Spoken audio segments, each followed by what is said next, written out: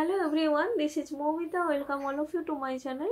CTET মানে সেন্ট্রালে যে TET তার হচ্ছে রিক্রুটমেন্ট নোটিফিকেশন বেরিয়েছে এবং ফর্ম ফিল আপ স্টার্ট হয়ে গেছে 7th মার্চ থেকে।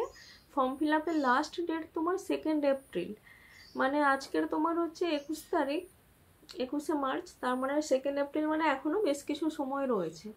এখন আমি তোমাদেরকে বলবো কি যাদের বিএড আছে তাদেরকে এই ফর্মটা ফিল আপ করতে। কেন, বেশ কতগুলো কারণ এখন আমি বলবো।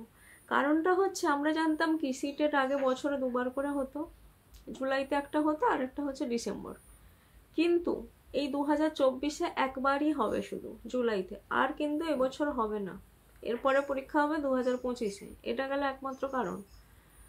আর একটা কারণ হচ্ছে 2025-এ শুধু যে মানে 24-এ একবার হবে তা নয়, 25 থেকে আবার সিলেবাসও চেঞ্জ হয়ে যাচ্ছে এবং সেখানে আবার 9, 10, 11, 12-এর জন্য আবার পেপার 3 লঞ্চ করছে। ঠিক আছে, তো আমি বলবো কি এই সুযোগটা যেহেতু পুরানো সিলেবাসে হবে, সিলেবাস পুরানো থাকলে তখন দেখবে অনেক জায়গা থেকে, অনেক ইউটিউব সোর্স, অনেক জায়গা থেকে অনেক তুমি গাইডেন্স পাবে, অনেক বইপত্র পাবে, অনেক সুবিধা হবে। নতুন করে হঠাৎ করে সিলেবাস চেঞ্জ হয়ে গেলে প্যাটার্ন বুঝতে কিছুটা সময় লাগবে, অনেক অসুবিধার সম্মুখীন হতে হবে, কেউই ঠিক করে জানবে না কীরকম কী হবে। সুতরাং আমি বলবো যাদের বিএড আছে এই বছর কিন্তু ফর্মটা অবশ্যই ফিল আপ করো। এবং সিটেট থাকলে নতুন করে বলার কিছু নেই, অনেক অনেক সুবিধা তো আছেই। হঠাৎ দেখা গেল 25-এর আগে এমন কোনো ফর্ম ফিল আপ হলো, যেমন 24-এর শেষের দিকে খুব চান্স রয়েছে কেন্দ্রীয় বিদ্যালয়ে রিক্রুটমেন্ট হওয়ার, তো সেখানে তো তোমার এটা কাজে লাগতেই পারে।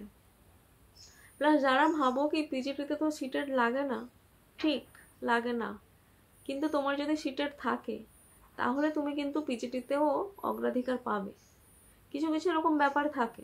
ঠিক আছে, সো আমি বলবো ফর্মটা ফিল আপ করার, সিটেট থাকলে যে আরও কী কী বেনিফিট পেতে পারো তোমরা, কী কী সুবিধা পেতে পারো, কিভাবে ক্র্যাক করবে, এগুলো আমি আগেই মানে আগের বছর বলতে পারো তোমাদেরকে ভিডিওর মাধ্যমে জানিয়েছিলাম। সেই ভিডিওর লিঙ্ক না হয় আমি এখানে ডেসক্রিপশনে দিয়ে দেবো দুটো ভিডিও, কিভাবে আমি 1 মাসে ক্র্যাক করেছিলাম সেই গাইডলাইন্স, এবং সিটেট পাস করে তোমরা কোন কোন জায়গায় জিনিসগুলোকে অ্যাপ্লাই করতে পারো, কি লাভ হতে পারে।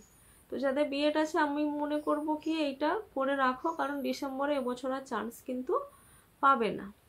ফর্ম ফিল আপের ফিজটা একটু বেশি, তবে পেপার 1 আর পেপার 2 দুটো যদি একসাথে করো, ইউআর, ইডব্লিউএস আর ওবিসি যে নন ক্রিমিলিয়ার তাদের জন্য 1200 টাকা লাগবে, আর যদি যে কোনো একটা পেপার অ্যাপ্লাই করো তাহলে 1000 টাকা লাগবে, আর বাদ বাকি এসসি এসটি পিডব্লিউবিডি এদের জন্য 500 লাগবে যে কোনো একটা পেপার করলে, আর 600 লাগবে তুমি দুটো পেপার হচ্ছে অ্যাপ্লাই করলে। সিলেবাস যা ছিল পুরানো সিলেবাসেই এবছর পরীক্ষা হবে, 7ই জুলাই তোমার পরীক্ষা হবে। আর একটা চেঞ্জ দেখলাম, অন্যান্য বছর পরীক্ষা হতো ফার্স্ট পেপারটা শুরুতে হতো সকালের শিফটে, তারপর দুপুরের শিফটে সেকেন্ড পেপার হতো। এবছর দেখলাম যেটা মনে হলো কি সেকেন্ডটা হচ্ছে ফার্স্ট শিফটে হবে পেপার 2টা, আর দুপুরের শিফটে তোমার ফার্স্ট পেপারটা হবে। ঠিক আছে, এটা কোনো ইস্যু নয়, যখন হোক হলেই হলো। তো আমি বলবো কি তোমরা ফর্মটা ফিল আপ করো, আর ওই দুটো ভিডিওর লিঙ্ক দিয়ে দিচ্ছি, যদি কারো মনে হয় ওখান থেকে দেখে নিও। ঠিক আছে, চলো আজকের এই ফর্ম ফিল আপের ইনফরমেশনটা নিয়ে সবাই ভালো থেকো। Thank you, have a good day.